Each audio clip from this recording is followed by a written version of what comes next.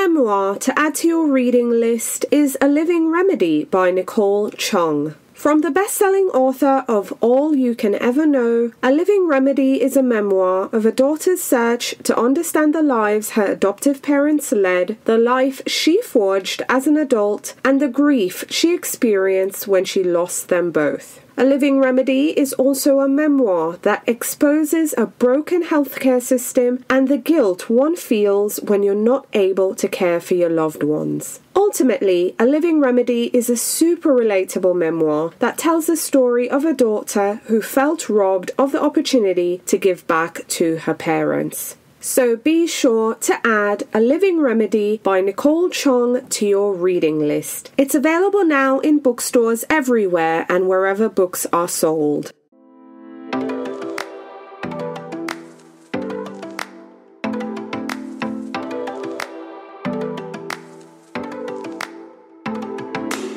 Hello, I'm Victoria from Biblio Lifestyle, and you're listening to the Reader's Couch podcast, the show that will help you bridge the gap between living a full and busy life to one where you're reading, learning new things, and having fun. It's Throwback Thursday, and in today's episode, I'm sharing the audio from 4 authors who shared their books at the inaugural Epigraph Literary Festival in April 2022. These authors had books that have all the chills and thrills, plus lots of plot twists. So if you love reading mysteries, suspense, and thriller novels, stay tuned. Have you downloaded your free copy of the Biblio Lifestyle 2023 Spring Reading Guide? It's a free downloadable PDF guide that shares some of the best new books of the season, along with a list of fun things to do, spring-themed recipes, and tips to help improve your reading life. So visit springreadingguide.com to download your free copy of the 2023 Spring Reading Guide. That's springreadingguide.com for your free copy of the 2023 Spring Reading Guide. Now, onto the episode. Well, hello there, and welcome to another episode of the Reader's Couch podcast. It's Throwback Thursday, and in today's episode, I'm sharing the audio from 4 authors who shared their books at the inaugural Epigraph Literary Festival in April 2022. These authors had books that have all the chills and thrills, plus lots of plot twists. So if you love reading mysteries, suspense, and thriller novels, then this episode is just for you. But before we get started, I want to invite you to join us at our next virtual festival from Thursday, April 27th through to Saturday, April 29th, 2023. Our 3-day bookish celebration will have an amazing author lineup, some great speakers, and fun sessions. So visit epigraphlitfest.com to register. Again, epigraphlitfest.com to register, and I hope to see you there. Okay, so now back to today's episode. This episode is the last Throwback Thursday episode where I'll be sharing audio from the authors who shared their books at the inaugural festival. We are at the end.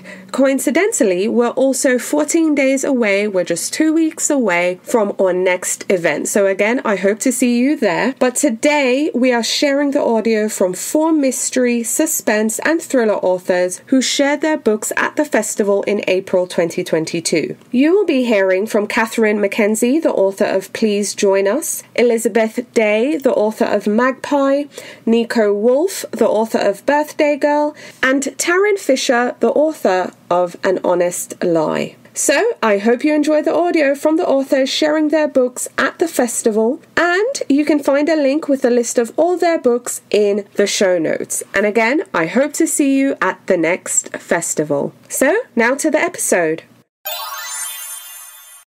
First, I'd like to introduce you to Tarryn McKenzie, the author of the novel Please Join Us.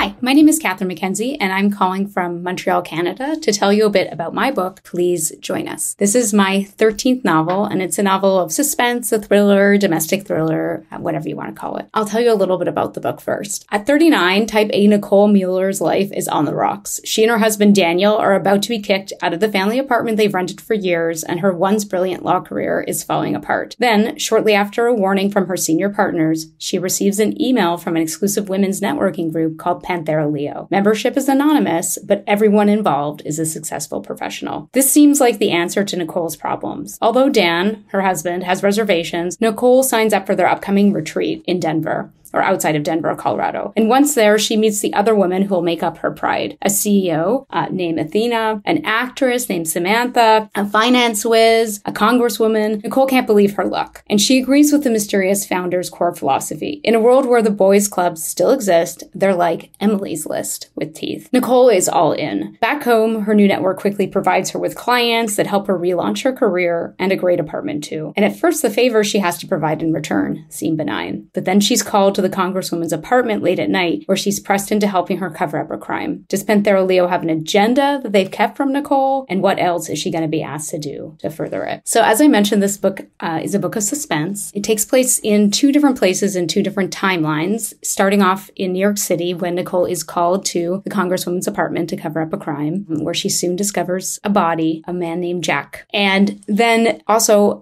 in the retreat where the women all meet one another in Colorado, outside Denver. And they're in the woods and they're learning skills and they're learning to rely on one another. Nicole is kind of a buttoned up type A person, and being in this environment opens something up in her as she connects to other women in a way that she hasn't often before. And she learns to trust them and to trust in her pride. Panthera Leo is the taxonomical name of lions, and the founders of this organization, two mysterious women, are very into the mythology and the structure of lion prides, where the women do all the work and the men take the lion's share, the rewards. Not unlike modern society in a lot of ways. I was inspired to write this book. I actually practiced law for 20 years till retiring to write full-time a couple of years ago. And I did one day at my desk receive an email where I was invited to join a mysterious women's group. They wouldn't tell me the names of other people who were in it or who had recommended that I join this group. And they did have some retreats coming up, which I did look at. And I was sort of toying with the idea, not to help my law career, but because already I saw its potential as a book. And so I sort of went through the application process, and then I stopped and I looked at the retreats, and they were a bit expensive, and I was kind of wondering if I should do this or not. And then I came home and I told my husband about it, and he was like, "Are you insane? This is some cult and they're going to take all your money." And I was like, "But it's for book research." And he was like, "No.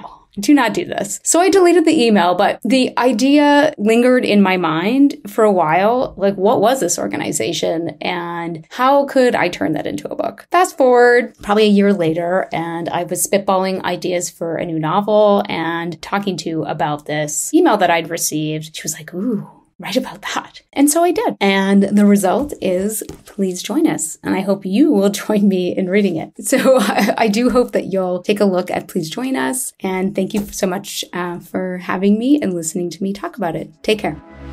Next, I'd like to introduce you to Elizabeth Day, the author of the novel Magpie.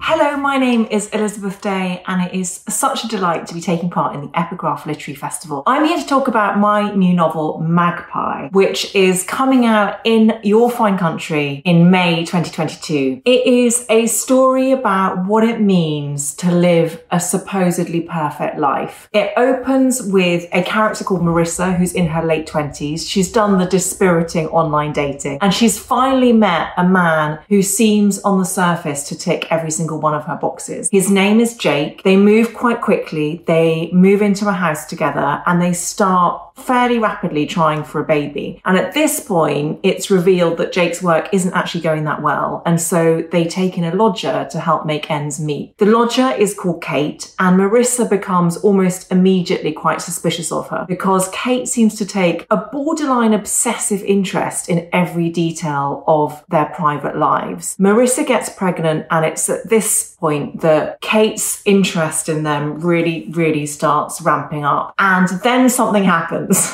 And it's about what occurs after that thing happens. I'm being deliberately vague because there is a big twist in Magpie, which completely shatters your preconceptions, I hope, of everything that went before. I love reading twists as an inveterate reader myself. I think the greatest twist in all fiction, joint equal with Magpie, is Gone Girl and also Sarah Walter's Fingersmith. So I really wanted there to be a sense that the reader was taken by surprise and that our preconceptions of what seems on the surface to be so perfect are often not quite accurate. So Magpie is a book about obsession. It's a book about female jealousy and also female solidarity. And it's a book about fertility. And I wanted to write it because I have gone through my own fertility issues in the past. And I'd never really seen the reality of things like IVF or miscarriage represented in a novel in the way that I wanted to have read them when I was going through those experiences. Because I believe that fiction at its greatest is about making you feel less alone. It's about encouraging acts of empathetic imagination that make a reader understand a situation or make them feel really seen for having expressed an emotion or a situation that they might have lived through themselves. So that's really what I wanted to do with Magpie. I wrote the bulk of it during lockdown, actually, and I think it's probably no coincidence that most of the book takes place in one house very near where I live in South London, in Vauxhall in South London. I believe that the kind of claustrophobia that I was feeling during lockdown, I'm sure my husband won't mind me saying this, translated actually very well to the kind of psychological claustrophobia that I wanted to make clear in the text. So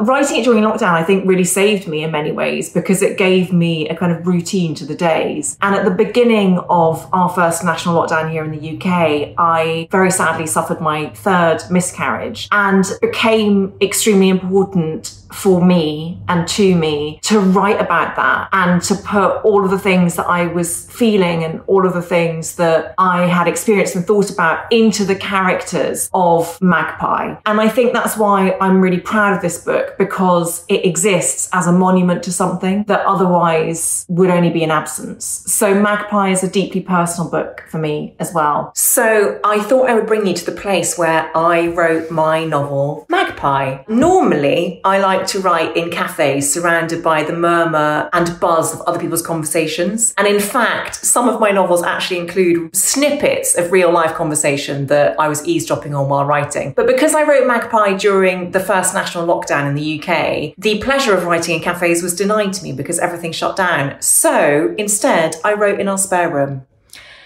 This is our spare room. This is where you will stay if you come and visit me in London. And the reason I came to our spare room is because I essentially wanted to recreate a cafe atmosphere somewhere in the house to get my creative juices flowing. And so what I did every single day at around 5 p.m, I would go downstairs, I would make myself a mug of green tea, perfect size mug, by the way. It's as big as my face. Got it on Amazon. I would come upstairs and I discovered that on YouTube, you can listen to ambient coffee shop sounds. So I would play an 8-hour long video of ambient coffee shop sounds, and it would make me feel as though I were in a cafe. And it got me into this beautifully focused yet mellow headspace. I put my phone on airplane mode. I would open up my laptop and I would write the allotted 1,000 words a day. That's my goal to myself. And I really got into the rhythm of it, and I really, really enjoyed it, to the extent that when lockdown ended and when cafes reopened, I thought, well, this is great. I can get back into my normal writing routine. And I went to a cafe and it was too noisy and distracting. And I thought, well, this isn't working. I can't get into that mellow, focused headspace. So I ended up putting my AirPods in and listening to those YouTube ambient coffee shop sounds in a cafe. So that's the kind of weirdo I am. But I'm a big believer that you must do whatever it takes just to get that creative fuel. And I'm very proud of the fact now that I managed to write Magpie in my spare room. But if all that sounds a bit serious, rest assured there's a delicious villain. She's called Annabelle. She's the mother of Jake, and she causes a lot of disturbances, a lot of commotion, I tell you. I have an enormous amount of fun writing a certain kind of repressed British person who comes from the upper middle classes, and Annabelle is typical of that in so many ways. But I hope by the end of this book you realise that I, as an author, don't believe there's any such thing as an unlikable character. I don't think there's any such thing as an easy villain or an easy hero. I think we are all multifaceted. We all have our good points and our bad points. And I think that what I really want to do as an author is to understand and convey the depth and complexity and beauty of what it is to be human. So that's Magpie. Thank you so, so much for having me. Next, I'd like to introduce you to Niko Wolf, the author of the novel Birthday Girl. Hi, I'm Niko Wolf, and I'm the author of the upcoming psychological thriller Birthday Girl. And I'm really excited to be here today to share with you a bit of a sneak peek and tell you a few things about it. Birthday Girl is about a young man called Jonathan Dainty. He's living in late 1990s New York City, and he's an impoverished writer who one day takes his wife out to the beach to celebrate her birthday. Horribly, not long after they get there, he finds himself in the local police precinct, trying to explain to the cops how on earth he let his wife get into a stranger's car and watch it drive her away. Maddie is never seen again. 20 years later, we do meet Jonathan again. He has managed to channel his grief into a series of best-selling crime novels, and he is living the best life that he can. Until one day he's in his local bookstore, and from the escalator, he happens to catch a glimpse of Maddie, his dead wife, walking through a throng of people. Needless to say, this is very disturbing in so many ways for Jonathan, who wonders if he's going mad, wonders if it's an hallucination, wonders if somehow against the odds she's alive and she's come back to him. Worse, when he reveals this to people close with him, so his friends and his family, no one believes him. So Jonathan feels very alone with this mystery, and he embarks on a journey to uncover the truth. And as he goes along, he gets this awful, creeping feeling that somebody close is hiding something from him. Birthday Girl was inspired actually by my own trip out to the beach a few years ago. I was out there with a friend of mine, and we one day spotted an E-Type Jaguar, which is the car in the novel, which Maddie gets into. It's actually the only thing that I share in common with her as a character, which is that it's a car that I really like. And I went up to the car and I had a conversation with the driver, and he said, "Oh, would you like to take a ride, or would you like to drive it?" And of course, I live in New York, I don't drive, but I said, "Yes, definitely." So I got in and we drove around for half an hour. It was really fun. And he delivered me back safe and sound to my friend. And it was only later I thought about how rash this was and how stupid. And I thought, well, it all worked out this time, but what if it hadn't? And, those of you who are writers as well as readers, which I know is probably quite a few of you, will recognize that moment where something happens in real life and you wonder, it could so easily have gone a different way. And that's often the genesis of a novel. As for the novel, it plays with themes of lies and of truth, obviously, but it also throws up maybe a more interesting question, I hope, which is how well we know the people that we're closest to, or indeed, do we know them at all? I'd like to think I can leave that to you to think about, to read about. The book comes out, Birthday Girl comes out in June in the US and the UK, and I'd be really pleased for you to read it. I'm super interested to know what you think about it. So thanks for listening, and happy reading. And next up, I'd love to introduce you to Tarryn Fisher, the author of the novel An Honest Lie. Hi, I'm Tarryn Fisher, and I'm here to talk about my book, An Honest Lie. An Honest Lie takes place in rainy Seattle, Washington. My character, who is named Rainy, has recently located for her partner, and she's not quite sure how she feels about the Washington setting, and she's not quite sure how she feels about his friends. But he suggests she take a girls' trip with a group of his girlfriends to Las Vegas to really cement and maybe bond them together. She reluctantly agrees to go to Las Vegas, does not want to do it, and when she arrives everything kind of goes south. She can tell the women aren't thrilled that she's there. Matters ultimately worse. One of the women gets kidnapped. When one of the women gets kidnapped, my main character, Rainey, finds out that it's somebody from her past that has taken her, and she ultimately has to decide to let go of all of her fears and hesitations from the past and go after this friend and try to save her life. This is an adventure story. It's a story about how women's relationships both fall apart and come together, and I think it's a particularly empowering story. Alrighty readers, I hope you enjoyed listening to the audio from the authors who shared their books at the April 2022 Epigraph Literary Festival. If you've read any of these books, please send me an email or send me a message on social media so we can talk about it. And if you're planning to add some of these books to your reading list, I want to hear about it too. I also hope to see you at our next festival, so please register to attend at epigraphlitfest.com. That's epigraphlitfest.com and join us from Thursday, April 27th through to Saturday, April 29th. I'll also include a link in the show notes so you can sign up there. As always, thanks for being here, thanks for listening, and I'm looking forward to talking with you again soon. Bye for now. Thank you so much for listening to the Reader's Couch podcast. Please subscribe to the show, share it with a friend, and take a few seconds to leave a rating and review. Until next time, stay lounging, stay reading, and whenever you're in doubt, go straight to your local bookstore or library. Thanks again for listening, and happy reading.